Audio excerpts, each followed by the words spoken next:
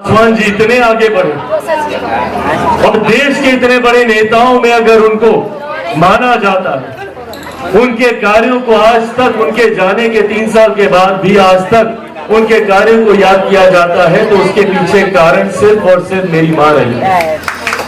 अगर वो मुझे, मेरी बहनों को नहीं संभालती, अगर वो घर को नहीं देखती, तो शायद मेरे पिता आज इतना आगे नहीं आ पाते। और यही मेरे साथ हुआ। अगर वो घर पे नहीं होती, अगर मुझे इस बात की चिंता से मैं मुक्त नहीं होता कि घर को कोई देख रहा है, घर को कोई संभाल रहा है, और मुझे खुशी है कि आज जहां महिलाएं हर एक क्षेत्र में अपना परचम लहरा रही हैं, तो वहीं कहीं ना कहीं अब एक होम मेकर की भूमिका को भी वो पहचान दी जा रही है। हम लोग हाउसवाइफ बोलकर हम लोग उनके द्वारा किए गए कार्यों को नकारते आए, पर अब वो समय है कि उसको भी पहचान मिलनी चाहिए। मैं शादीशुदा नहीं हूँ, मेरा गृह जीवन का अनुभव नहीं है, पर हाँ मैंने अपनी माँ को देखा है, मुझसे पहले उठती है। मैं क्या खाता हूँ, मैं क्या पहनता हूँ, मैं कहाँ जाता हूँ, मेरा कार्यक्रम क्या बनता है, इन तमाम चीजों को वो कोऑर्डिनेट करता है। और ये सिर्फ आप ही लोग कर सकते हैं, हम पर छोड़ दीजिए। देखिए कैसे बेड़ा गर्क होगा। हमको बोल दीजिए कि घर पे खाना भी बनाओ, बच्चों को भी संभालो और फिर बाहर जाकर भाषण भी दो और अपनी नीतियों को भी लागू करो, नहीं कर पाए। और ये आज मैं आप लोग के बीच से इसलिए नहीं कह रहा, मैं दिल से मैं मानता हूँ इस बात, और इसीलिए आप लोगों की ताकत को, आप लोगों की असीमित शक्ति को मैं सलाम करता हूँ। और खास तौर पे आपके इस मंच के तहत जितने विषय आपने उठाए हैं, मैं उसको सलाम करता हूँ। और ये विश्वास आपको दिलाकर जाना चाहता हूँ। आज आने में थोड़ी कठिनाई मुझे जरूर हो रही थी, क्योंकि कुछ और महत्वपूर्ण कार्यक्रम लास्ट मिनट में ऐसे जुड़े जिसको छोड़ना मेरे लिए संभव नहीं था। राजनीति की दृष्टि से ये एक महत्वपूर्ण साल है, कुछ ही महीनों में चुनाव है और उसको लेकर कई बैठकों का दौर दिल्ली में चल रहा है, तो कुछ ऐसे कार्यक्रम आ गए थे जिसको छोड़ना संभव नहीं था। पर तमाम बाधाओं के बावजूद आज मैं यहाँ पर इस मंच पर सिर्फ इसीलिए आया हूँ ताकि आपको ये विश्वास दिला सकूं कि आपके हर संघर्ष में आप मुझे अपना दोस्त माने, अपना भाई माने, अपना सहयोगी माने।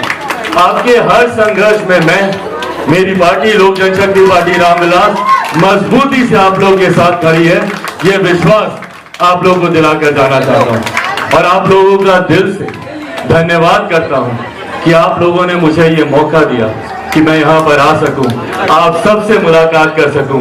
मैं राष्ट्रीय अध्यक्ष जी का, विभिन्न प्रदेशों से आए हुए तमाम प्रदेश की अध्यक्षों का, अलग अलग जिलों से, अभी कई जिलों के भी अध्यक्षों से मेरा परिचय हुआ, लखीसराय के, हाजीपुर से, कई जिलों के, यूपी से, झारखंड से, लखनऊ, बनारस, गाजीपुर,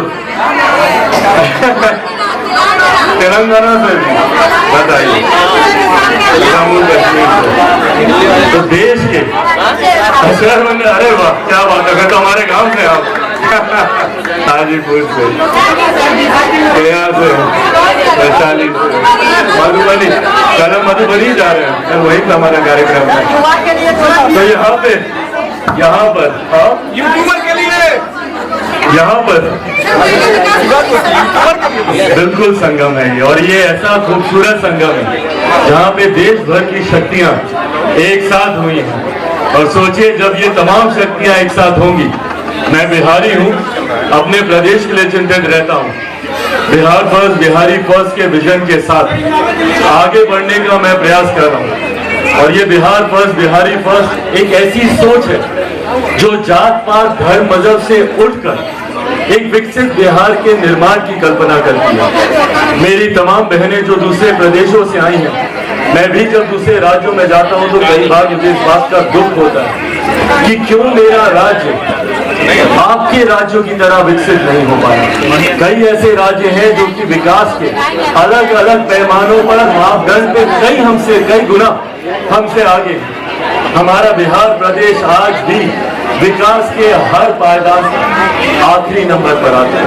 शिक्षा की बात करें, स्वास्थ्य की बात करें, रोजगार की बात करें, ये बिहारी होने के नाते मेरे लिए चिंता का विषय, और मेरी चिंता तब और ज्यादा बढ़ जाती है जब मेरे प्रदेश को अलग अलग चीजों में बांटने का प्रयास किया जाता है। जाति के आधार पर बांटा जाता है, ऐसा प्रदेश जिसको धर्म के आधार पर बांटा जाता है, और तो ये एक ऐसा प्रदेश है जिसको महिला पुरुष के आधार पर भी मजबूती से बांटने का प्रयास किया जाता है। जबकि हकीकत है हम सब पहले भारतीय हैं, हम सब पहले भारतीय हैं, और बिहार में पहले हम सब बिहारी हैं। पर दिक्कत ये होती है कि हम लोग की पहचान भारतीय और बिहारी होने की बजाय ब्राह्मण की बन जाती है, भूमियार की बन जाती है, राजपूत की बन जाएगी तो दलित की बन जाएगी, महादलित की बन जाएगी, पिछड़ा की बन जाएगी, अति पिछड़ा की बन जाएगी, हिंदू की बन जाएगी, मुसलमान की बन जाएगी। पर हम कभी भारतीय नहीं बन पाते, हम कभी बिहारी नहीं बन पाते। यह आग्रह आज के आपके मन से जरूर करूंगा। मैं आपके मंच में मैं देखता हूं जिस तरीके से जात पात धर्म मजहब का बिना कोई भेद के भाव किए हर धर्म की महिला, हर जात से आने वाले महिलाओं को जोड़ने का प्रयास किया जाता है। इस सोच को आगे बढ़ाने की जरूरत है कि महिलाओं को जातियों में नहीं, महिला जमात की बात की जानी चाहिए। जरूरत है युवाओं की जातियों की नहीं, युवा की जमात की बात की जानी चाहिए। और इसी सोच के साथ मैं 21वीं सदी का पढ़ा लिखा युवा हूँ। मैं नहीं मानता इन जात पात धर्म मजहब की पाखंडी बातों में। मैं सबको सही मायनों में एक दृष्टि से देखने का भाव रखता हूँ। और अगर कोई फर्क करना तो बस इतना कीजिए कि एक अमीर जो अमीर होता जा रहा है, दूसरा गरीब जो गरीब होता जा रहा है, और सही मायनों में एक विकसित देश, एक विकसित राज्य के निर्माण की हम लोग कल्पना करते हैं, तो हम लोग को हर उस गरीब आदमी के हाथ को पकड़कर उसको मुख्य धारा के साथ जोड़ना होगा।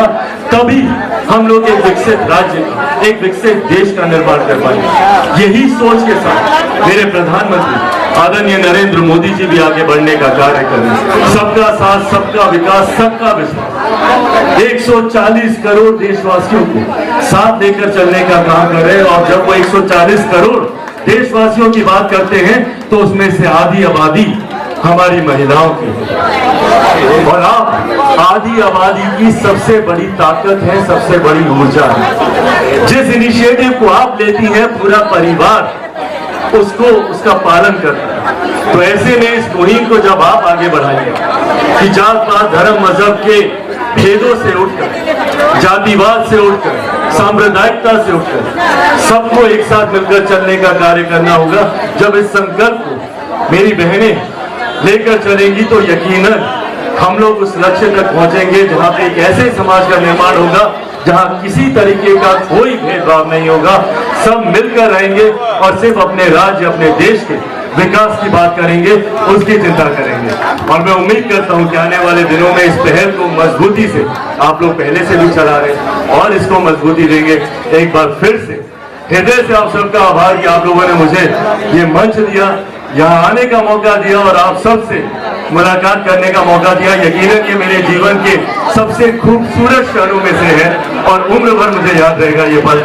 थैंक यू सो मच, बहुत बहुत धन्यवाद। जय हिंद, जय बिहार।